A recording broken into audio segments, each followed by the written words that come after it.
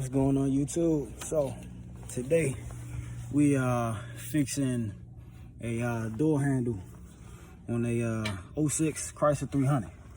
So we got the handle right here, got right here. And man, what I'm doing is, I don't know if you can see with that glare right there, but got a clip here, one over here.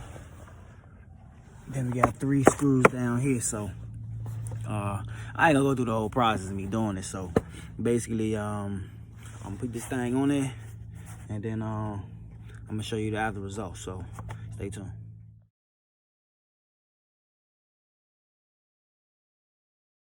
All right, y'all. So here we go. So far, got the door handle off, panels and all that off, weather strip off.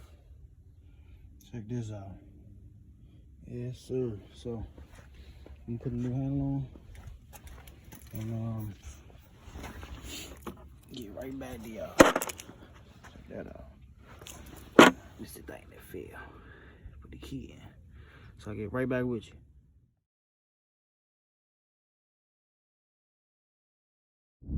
Alright, y'all, everything good, man. Got the door on there. I'm gonna post the picture of it in the video.